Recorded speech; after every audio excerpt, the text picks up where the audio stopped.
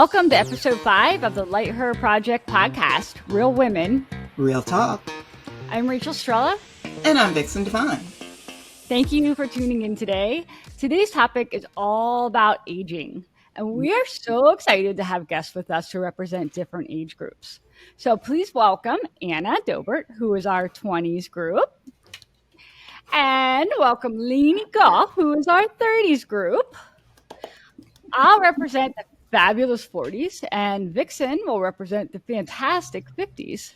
With the huge headsets on like we used to wear all the time. Yes. Yeah. Those are still in, okay?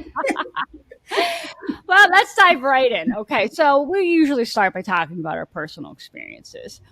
So this past Friday, I was out to lunch with a friend. We were at the Olive Garden, and we ordered a cocktail with lunch. And I was with the gal who's with me. She's in her later 30s, and she got carded. She was surprised. I didn't get carded. And he said, don't be offended that, I carded you. We're supposed to card anybody who looks like they're under 40. And I said, so I look like I'm over 40. And he's like, oh, well, no. Well, he says, you look about 41. That's my age. And I said, okay, yeah, well, I'm 42. You saved yourself. But if I was 35, I would have been insulted. So I don't think a whole lot about aging until these rare moments come up. Well, I will tell you. So my mom was still getting carded at 65.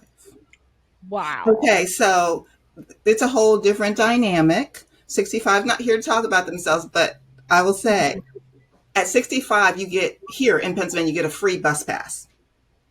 And so you have to be of a certain age to get on this bus for free. So literally, she walked straight, no walker. I guess that's how you're supposed to look at 65.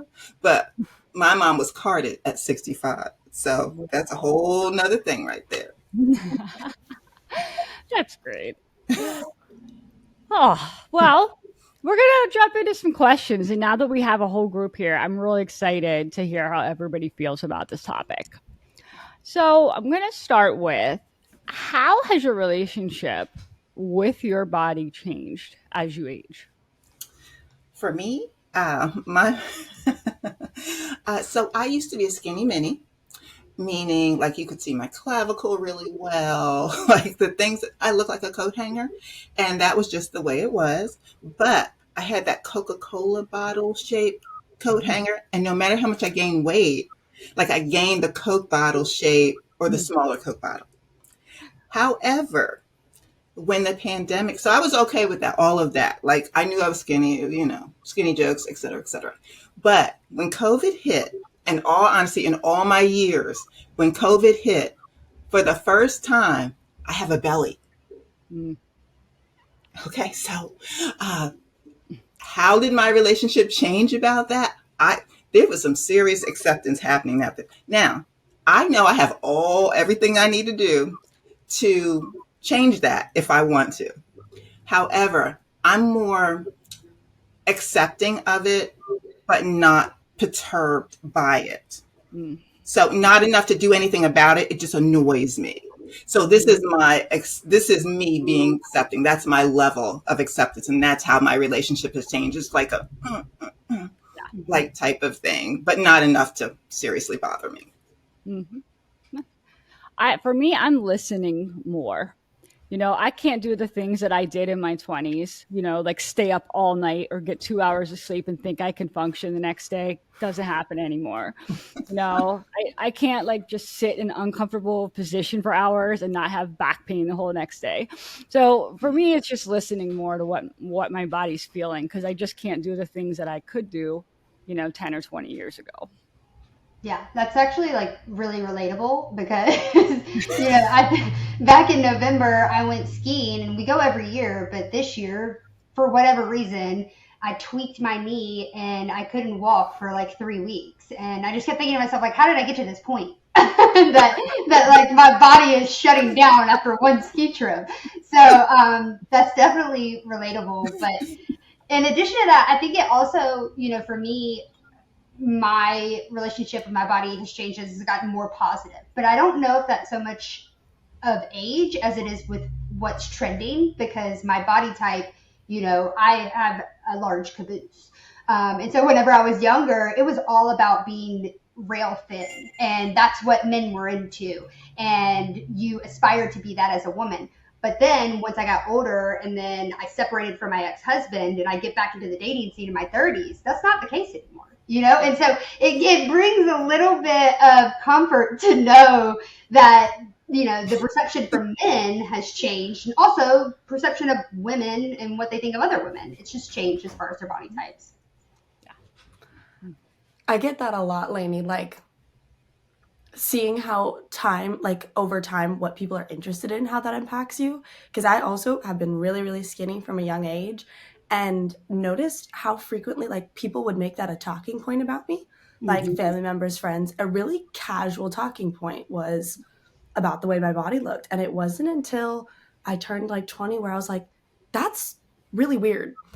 Maybe you shouldn't casually make comments about how people's body looks while you're all like sitting around a dinner table. I don't personally think that that's normal conversation. Like, that's kind of hard. And it's then also fascinating. I don't know if you guys experience this in your early 20s, but I feel like for women, there's like a second puberty you have to go through where it's like you did the puberty part as a teenager and then you had to do the like actually becoming a woman part. And that's been a crazy shift, especially because I recently went off hormonal birth control that I had been on for the past like 3-4 years. Oh, yeah. And so you have to learn everything again. You have to learn all of it all over, and you feel like you're 13 and scared in the school bathroom. And it's crazy. I will say this, having had a couple for body, the way I see myself and the way I accept myself, having already had a couple of children who are grown now, and been married, and so all of that, then you see yourself in a different perspective when you're pregnant, you know, when you're big. And so I wasn't counting that part, but you are big. Okay. And people say, oh, you look good. Oh, you're carrying it well. You're like, I am big. Okay. So that is a whole nother type of, but that's a temporary thing, for hopefully that's a temporary thing. And I was able to go back from that.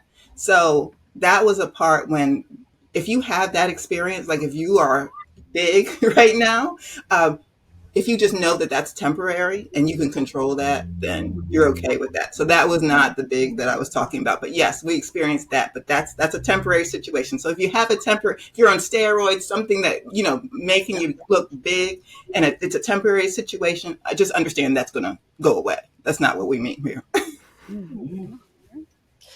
Let's go on to another question. So, how do you maintain a positive mindset, as you face aging? And I'm going to start with the younger folks on this one. It's very interesting because like I have a baby face. I will get carded for, I turned 23 in like 2 weeks. I could probably walk past a high school and they'd be like, get back in there, kid. Like I can really pass for younger, but I know that it's like coming down the line, that eventually I am going to like wake up and be like, okay, age is here. And it was very interesting at the end of like my senior year of high school to the end of my freshman year in college. I had done and been through so many things. And the most aging period of my life was like the year of being 18. And I freaked out. I was like, oh my God, it's here. Like I am going to, every single year after this, it's just going to, grow expeditiously. And I then now, as I like can adapt healthy lifestyle habits, no longer 18 in college, realize like, oh, your environment is a huge part of that. And I actually do get to control it. And it's not just something that's going to like knock on my door one day, like, welcome to being 70. It's going to be a bigger process than that. Yeah, it's definitely tough being that age and that transition from college into your early 20s. I mean, you're right, though. I think your environment does have a lot to do with it. And for me, in addition to that, my family is really big when it comes to my positivity. And I think it just comes from everybody, or at least every woman in my family, is a pretty confident person. And, we make a lot of jokes, but I only think about growing up how every woman in my family has always said, like, I look better as I get older. And the more I heard that, the more I felt like that was going to be me. Now, is that the case? I don't know, but I've trained my brain to believe that. And I think that, it comes down to who are you surrounding yourself with. If you're hearing that positive talk, that's going to translate into your own life. And so I'm just grateful that I had that growing up. Mm. I can see that totally. I never really thought about aging or how I felt about it until, there's these things that always bothered me about myself, but it wasn't necessarily limited to age. But the one thing I can say is I feel like I look good for 40 something, and I mean, there are people that could look a lot worse. And that's my story and I'm sticking to it. It's true. That's where you're going. You're going to stay right there, Rachel. Okay, we understand. Yes, Anna, look at her. She's confident. You see that? I just like how you said, that's my story and I'm sticking to it as if it's like so far out of reality because it is the reality of it. I like that phrasing of it a lot. Don't ask any more questions. That's it. Okay, and I will not ask any more questions, Rachel. I'm going to move on to us in the 50s here.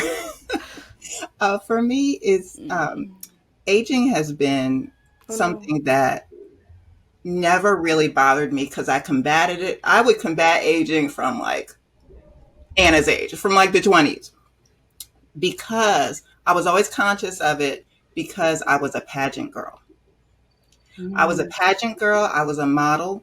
I was on billboards. I was in commercials, all of that. So I was always concerned with how I looked. Because I had to be, because that paid me. So I learned early on, besides even schooling, I learned how to earn money. How to earn money is your face look good. If you had a pimple, have to take care of it. So aging never really was a thing for me because I always knew how to take care of it. And I would always spread that around to my friends, to my family. My mom still calls me. She's 80. She still calls me for stuff. About different things. So it was never a big concern for me. And I know that that's out of the norm, but that has always been my experience with that. So I was always confident. And if something happened, I knew how to take care of it right away. Mm-hmm. Mm. Well, now time for the fun questions. Ooh. As you age, does your perception of death change? And I know Vixen said, let's include something about, does the value of your health change? I think, I really do believe that your perception, just like kind of what Laney said, as you got older, like that little tinge that happened to you that you're like, why is this taking so long? You look at that differently than you would have, because that wouldn't have happened to you when you were younger. So now you're like, oh, you're taking a value. That value is higher now. Things move, things change. That value goes higher on the list because you know what? That hurt. Mm-hmm. It did, girl. That hurt. And we don't like that. We do not like hurting. So when we hurt ourselves more easily as we get older, because not that we're more fragile, but our body, it hits us in reality. Our body, like Rachel said earlier, can't do everything that it used to do. Although in our minds, remember that we see this, right? Mm-hmm. We don't look much older than we did before, right? But our bodies are not saying that to us. Mm-hmm. So that's why I think that we prioritize. We're invincible. When we're Anna's age, we are invincible. Anna, how much are you thinking about aging? Not really, right? not really about getting hurt, right? Not really. But me, I'm like, I got my death plan together. I'm just like, when can I get my massage? All those things. Anything that's not going to make me hurt, like that is high. That is high up on the list. So I think it's imperative for someone like me or older to think about that. It's really, really, really high on the list. A lot higher than it was as Mhm. in those stages, Hmm. Mm. just Yeah. because we hurt. Mhm. I think as far as death goes, it becomes more real, as people around you pass. Like my father-in-law passed recently, and then you start to realize that there is a finality to your life, and that is what makes me feel like I need to be more conscious of what I'm doing. I'm going back to listening to my body more because I want it to be around for a while. Hmm. Yeah, I think that also translates a lot to motherhood. If I think back to my childhood, my fear of death came with the fear of losing my mom. What if something happened and my mom died? That's what that fear was for me when I was younger. But now that I'm a mom, my fear is I can't die because what will my children do? Like, who will take care of them? And I'm sure there are many capable people, but like, are they capable? I don't know. And so for me, it's one of those things where I am constantly, just like Vixen was saying, like, is my health insurance going to cover this? Like if something did happen, like, am I prepared for this? So it's something that, the view of it has changed as far as not so much worried about the people around me dying, but me dying in regards to my children. It's a little bit less of a fear, I think, because they're getting older. So I'm sure that that will diminish a little bit over time, but it's definitely, oh, okay, never mind, never mind, Vixen. No, You no. were supposed to reassure me and say yes. Just saying. Just letting you know. Oh no. I like what you said, Rachel, about the like how the more experience you have with it, the more real it becomes. And I think that you can also say that about your relationship with health as well. As you start to get older, you start to know more people who get sick, and you start to know more people who get injured, and you like see all these crazy things that could happen.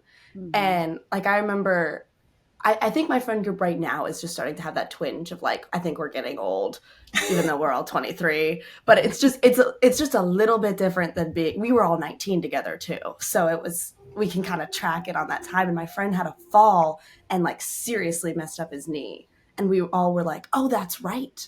These are breakable things that we're walking around in. And I think the more you live, the more you have those experiences. People around you get sick, people around you get hurt, and you're like, it settles into you being like, oh, okay, I need to have these things on the mind and I need Yeah, to be prepared. Now, you're Anna, absolutely right. can I Yeah. ask Anna a question here? Mm-hmm. So, from what you said, at your age though, how long does that stick with you? Because when you have your friend falls or hurts themselves, or and I picture this as a 20 something in about, I don't know, a month, you're back to yourself. Like you're back, Mhm. you're not Yeah. staying in that what if type of mentality because you're 20 something. Is that the case with you? I think it depends. So, like in that specific situation, like I definitely felt a sort of shift while he was actively injured, and Hmm. it's starting to fade now. But like last year my mom got cancer and went through chemotherapy, and it that has now really stuck with me of being like there are things out here that can like get you sick, because hers wasn't a genetic one, it was something external. Okay. And so that has super super stuck with me to be very like aware of like what are all these things I'm putting in my body. I have now all different shampoo, all different conditioner, I'm eating all different food. Like those experiences definitely like turned a 180 on that. Mm. Okay. Okay. Ah. Wow, that awareness is huge. I know as my parents get sick, I keep thinking, well, what can I do to prevent this for myself? Well, okay, one more question here. So, what does the generations think about the other generations? And start with the younger folks again on this one. um I think that Gen Z mostly just feels really misunderstood. Hmm. I I'm kind of at the cusp of it. Like I know I'm friends with a lot of people who are millennials. I'm not so much as friends with like a younger Gen Z. Like I don't have any teenage friends.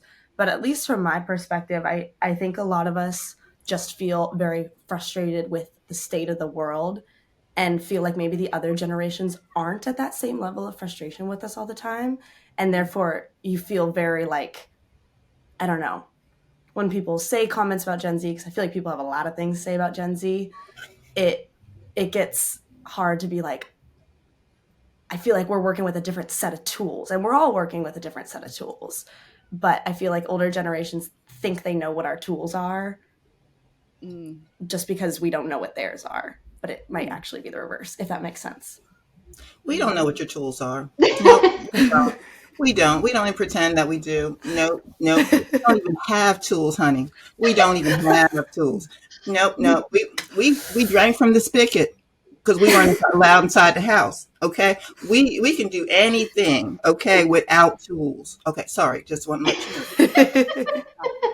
But it's so true though, and I mean, like honestly, when I think about it as a millennial, I feel like I'm kind of like squeezed in. I've got a little bit of both to me, and I just something about Gen Z. They do get a lot of hate. I feel like, but I think it's because honestly, over time, things have changed generation to generation, obviously. But now that we're at Gen Z, we're seeing them like take things on a whole different level. They're way more,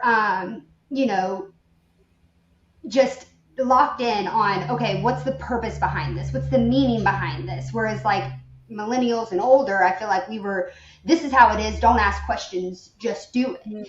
And so to have that generation come in and to ask questions and to, raise flags and really like have a voice that maybe the generations, millennials and above didn't actually use, it's a little jarring maybe for some of the older generations because they're like, why aren't they just sitting back and being quiet? It's interesting. I like it because it's entertaining. And, I think that there's definitely perspectives where I can see where Gen Z is coming from, but then, I still got that old school kind of mentality in me too of like, what are we complaining about? So Gen Z gets a bad rap sometimes.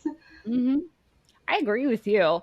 I mean, there are days where I think about the 20 somethings and I'm like, what is the world coming to? Then there are other days when I'm like, I actually have a lot of hope that there will be change in the world. So and it depends on how often and who you interact with, and we regularly interact with Gen Zs in our business.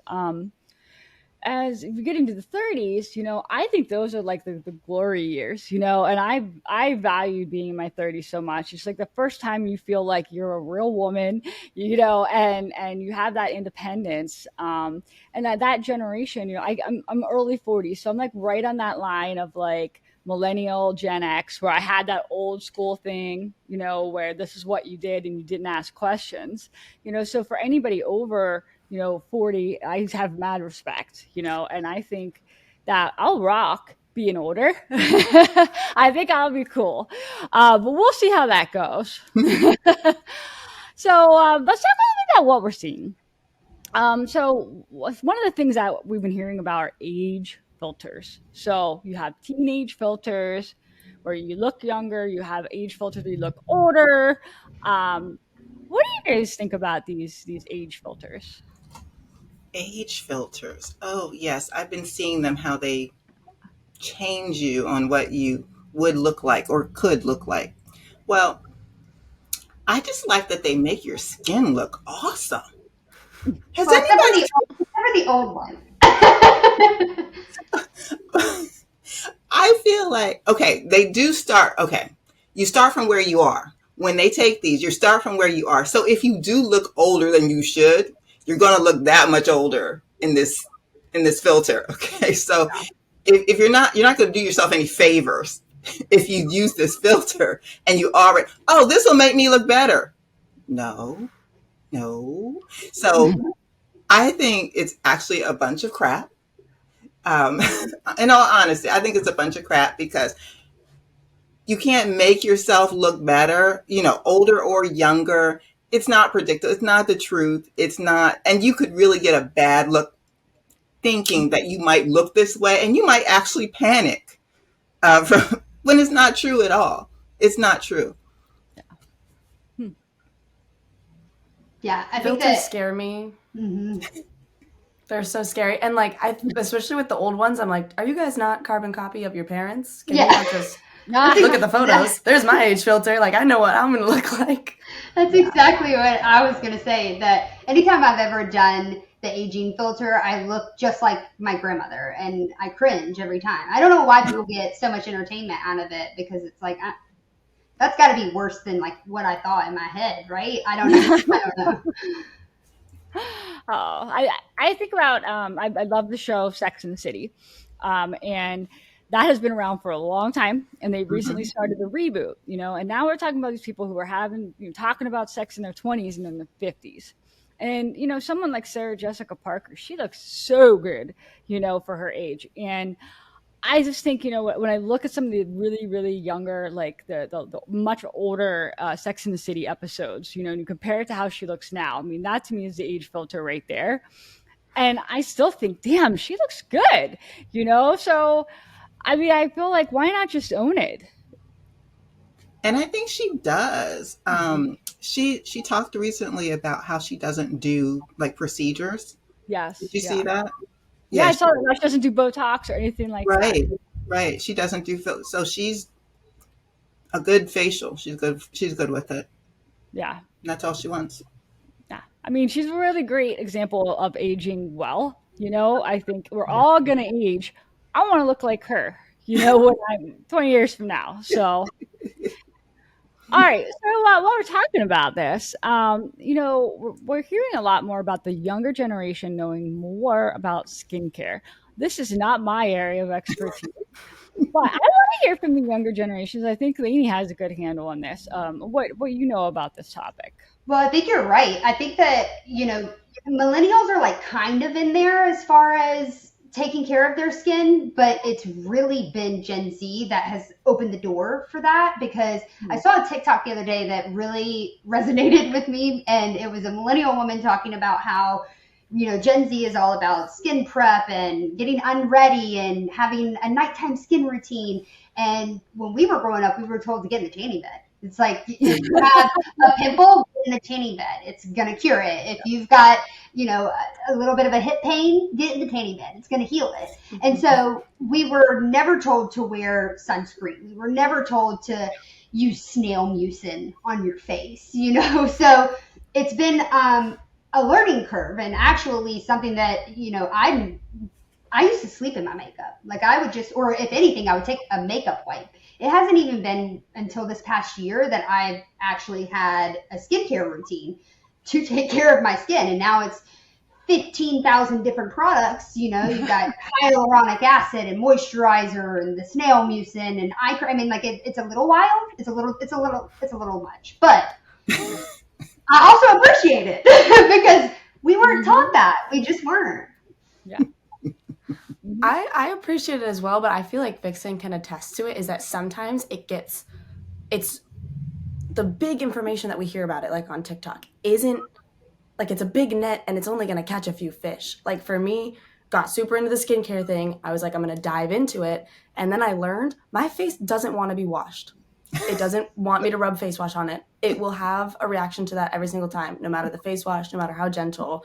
My face wants it like to be left alone and to be moisturized. And I'll have these other steps in it, but it took not listening to these voices of being like, and I need to do this and I need to do that. As be like, it can be me and my hyaluronic acid and my sunscreen, and that's all we need. We don't even need to wash it. Mm-hmm. So, Anna, if you live closer, honey, we talk about that whole washing thing.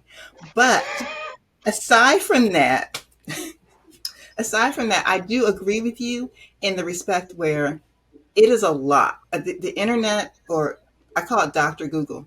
Dr. Google will tell you so much, do this, do that. But I find the younger people are just actually doing too much.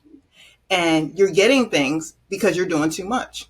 If you, honestly, you see this, you see that, you see this, and you want to try it all. And God, those boxes that come to your house every month or every 3 months, just stop it. Stop it. What's in there is not for everyone.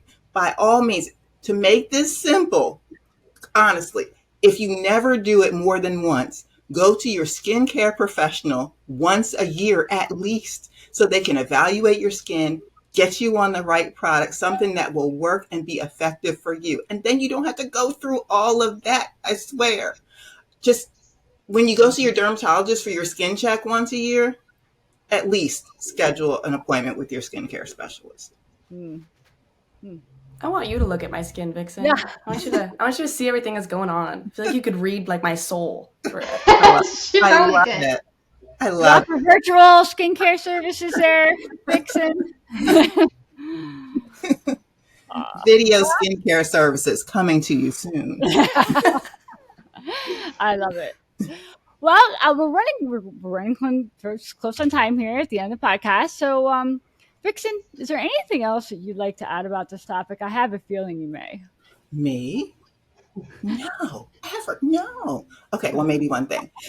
So, honestly, with all of this, with everything that we've been talking about for aging, outside aging is optional. If you know that and you understand that, inside aging, you can age slower, and what you eat makes you age internally. What you Mm, do makes you age internally. mm, Externally, what you do to yourself, i.e., the washing, can make you age or not age slowly or quickly. So, with that in mind, be mindful of what you're doing. You are what you eat. That is the truth. It is fresh vegetables, all those good things. It does make you age slower. So, the perception of yourself will be more positive the more positive you see yourself in the mirror. So be an advocate for yourself. Do that. I love that. And I'm just glad I go to Vixen for the skincare because I had no skincare regimen. All these things kept popping up. I'm like, why are these wrinkles here all of a sudden? What's up with this spot? Why is this pimple not coming to the surface? So I'm on this whole regimen, and it's great. I'm like, why didn't I do this before? Well, I thought I knew what I was doing, right? So definitely follow Lixon's advice and meet up with your skincare professional and get that down. All right. Save you Well, money. Saves you money. mhm. I am so grateful for having you guys here today. It was great talking with you. And thanks you for everybody who has been turning into our podcast. This is our 5th episode. You can follow the conversation online with our hashtag. So in the meantime, keep it real women. Real talk.